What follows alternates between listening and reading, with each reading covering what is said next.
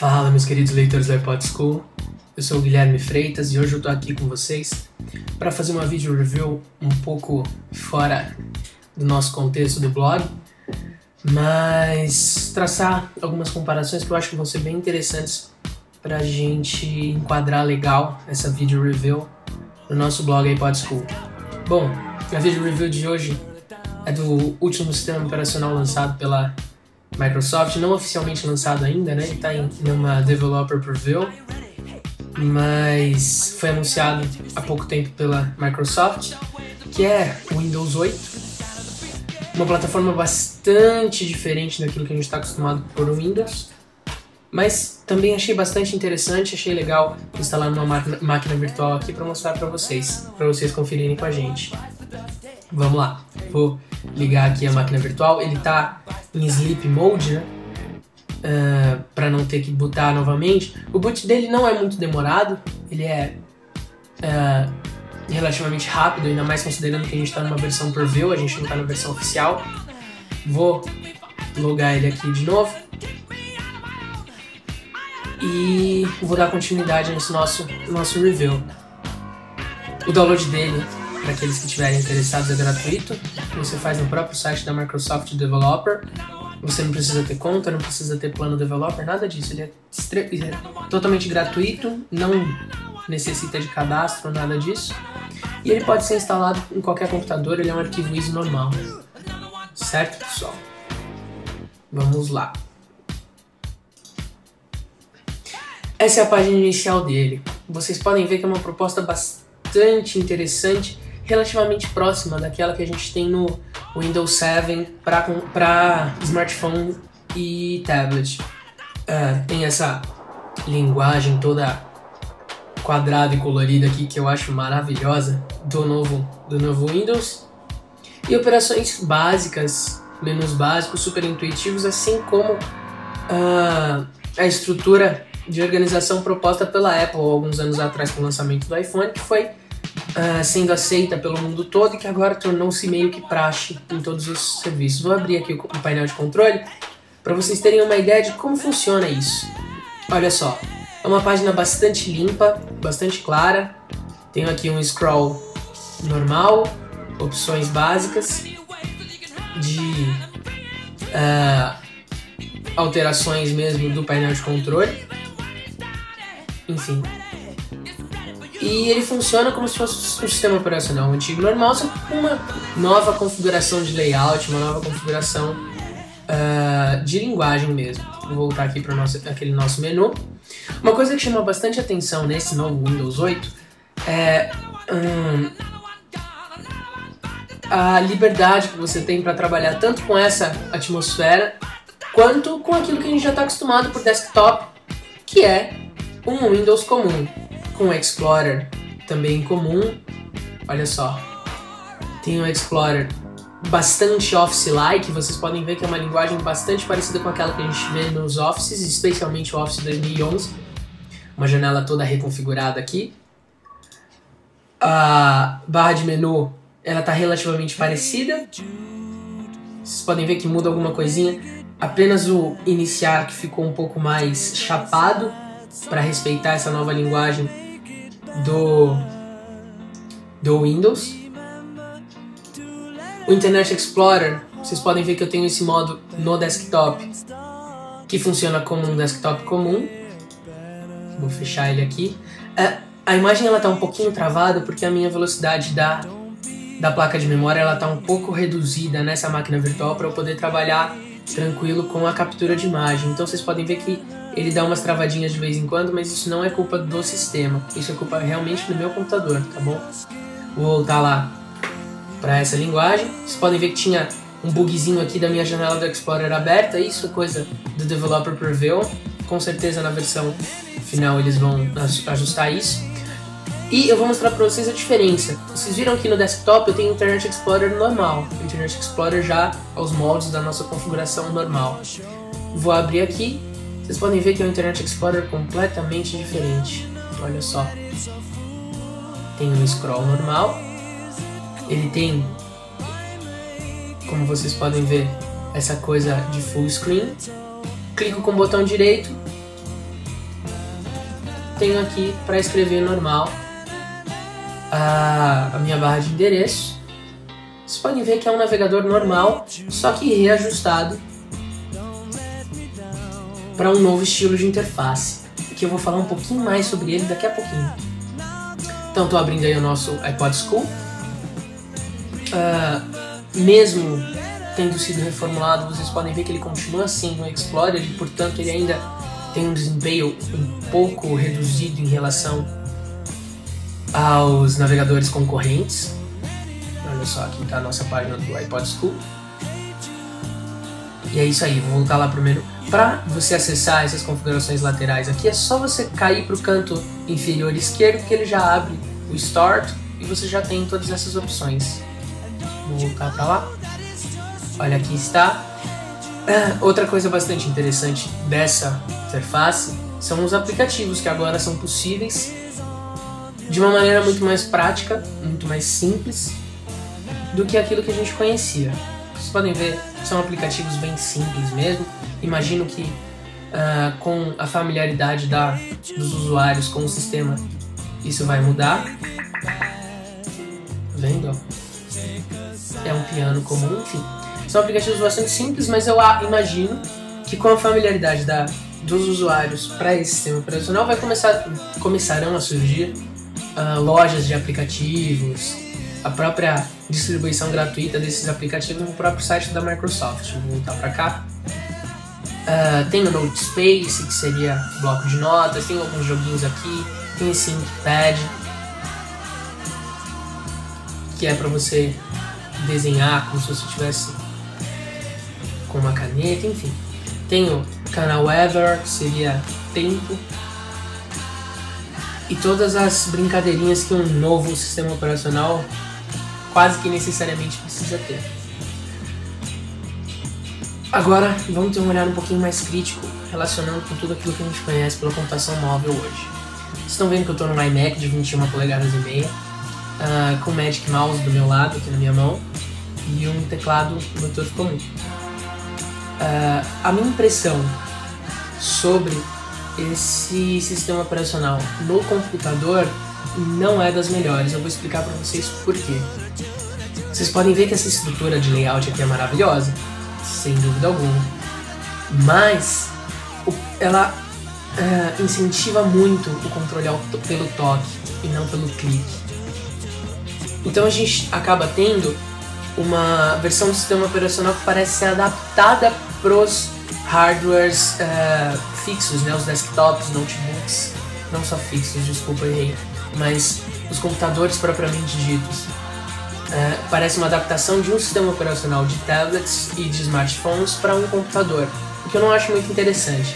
A ideia de você manter a versão desktop é realmente interessante, mas eu não sei a vantagem que teria um usuário de Windows 7 a migrar para esse Windows 8 ou Windows 8, que seria, é óbvio, um investimento, principalmente para as empresas, porque você tem gasto com isso, e uma licença de Windows não é barata.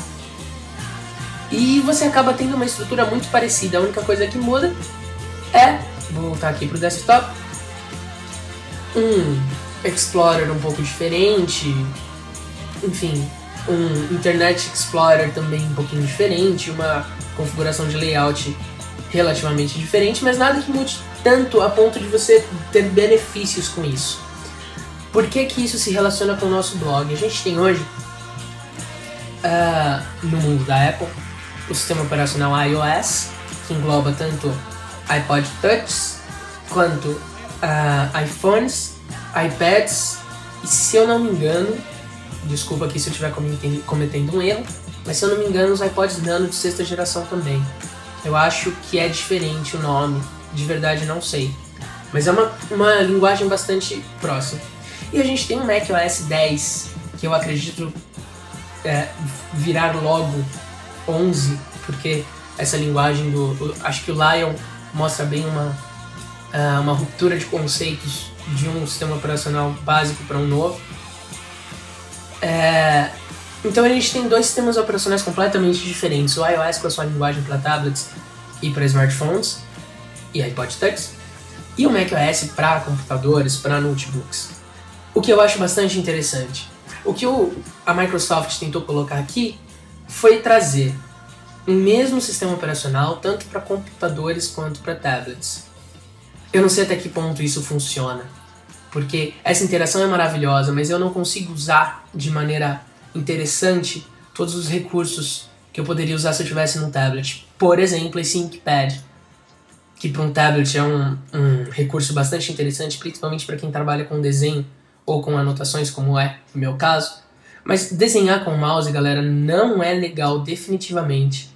Então, você acaba não usufruindo de tudo aquilo que você poderia usufruir se você estivesse no tablet. E vice-versa. Então você tem uma perda de espaço e de recurso físico do computador em prol de algo que você não necessariamente vai usar de fato. Não sei se vocês entendem isso, mas seria como você instalar um programa que você nunca vai usar. Eu vejo o Windows 8 como isso.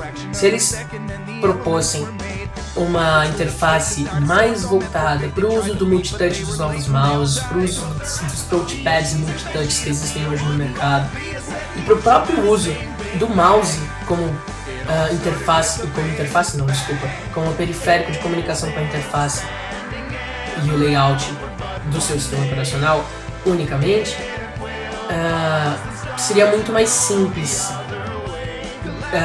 a aceitação do usuário para esse sistema. Porque vocês podem observar que é lindo, é de fato maravilhoso, mas o uso prático disso não é tão grande. Se eu tiver no computador, eu ainda vou preferir trabalhar com o meu sistema aqui de desktop. Então, até que ponto o Windows está acertando, a Microsoft está acertando em tentar incutir no hardware de desktops, de notebooks e netbooks, essa estrutura tão diferente assim quanto que a gente está acostumado. A gente tem no macOS 10 Lion uma proposta do Launchpad de você ter os ícones aqui na sua tela para acessar como se você estivesse no iPad. Mas a interação é diferente, ele usa totalmente do multitouch do mouse, ele usa de descontrole pelo toque mesmo, e ele consegue trabalhar bem essa fusão entre hardware de desktops e notebooks e hardware de tablets e smartphones. Então, ao meu ponto de vista, de verdade eu estou tentando incutir aqui uma imparcialidade tremenda, mesmo sendo Apple fanboy declarado, todos sabem que eu sou um Apple fanboy, mas eu de verdade ainda acho que a Apple continua fazendo o melhor serviço no quesito sistema operacional. A Microsoft está tentando revolucionar de uma maneira um pouco estranha, penso eu. Sabe, parece que está tentando forçar a barra, não sei se vocês me entendem. Vocês podem ver aqui um novo recurso que eu não conhecia, acabei de descobrir. Essa espécie de multitarefa que a gente tem aqui. Vocês podem ver como é meio difícil trabalhar com isso, sabe? Não é algo prático, eu não consigo jogar 2 dedos no meu mouse para a esquerda para ativar isso. Não sei se isso é um erro do developer preview, não sei se isso é uma proposta mesmo da Microsoft, não sei. Mas pelo meu ponto de vista, para um desktop ou para um notebook, o Windows 8 ainda é algo não necessário. Eu sou extremamente fã do Windows 7, acho que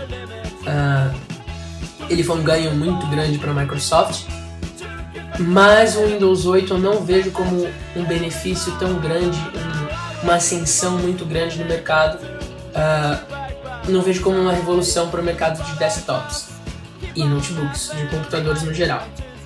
Aí então a gente passa para os tablets. Gente, imagina uma coisa dessa num tablet. De verdade, eu acho fenomenal. Não acho que a gente tem hoje uma linguagem tão bela e tão simples e prática para você trabalhar num tablet quanto esse Windows 8.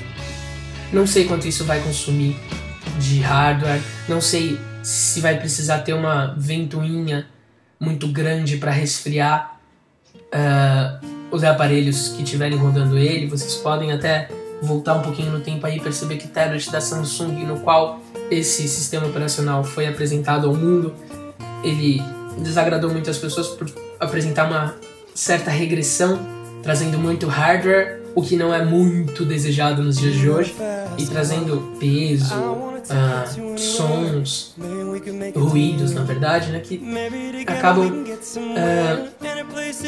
meio que fragilizando a estrutura de tablet como a gente conhece hoje.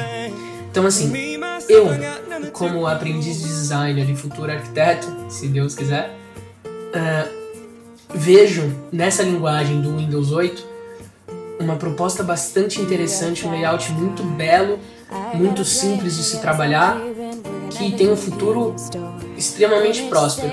Mas eu não vejo, num primeiro momento, uma integração natural e plena desse sistema de layout, dessa estrutura, em um desktop ou em um notebook ou netbook. Então, eu acho que a Microsoft tem que trabalhar ainda para promover essa integração. Não sei se isso é por conta de uma resistência mesmo da população, e eu me enquadro no grupo população agora, mas eu ainda prefiro trabalhar com isso aqui. Então, eu não sei como que a Microsoft vai fazer isso, não sei se vai ser no primeiro momento, mas eu penso que ainda não é tempo de tentar colocar uma estrutura dessas em um desktop ou em um notebook ou netbook. Por hora, fica aqui minha opinião de que essa é, hoje, não sei de verdade, estou falando isso como usuário beta, não sei como isso roda de fato num tablet, mas no quesito layout e estrutura organizacional, eu vejo essa como a melhor estrutura para tablets já vista. Do meu ponto de vista, não acho que a iOS tem uma estrutura tão boa, não acho que Android tem uma estrutura tão boa, não acho que o WebOS tem uma estrutura tão boa, e tampouco os outros sistemas operacionais que a gente vê pelo mercado. Eu penso ser essa estrutura melhor, que vai ser mais aceita no mercado. Mas eu, de novo, não vejo uma migração tão plena dessa estrutura para um desktop, para um notebook.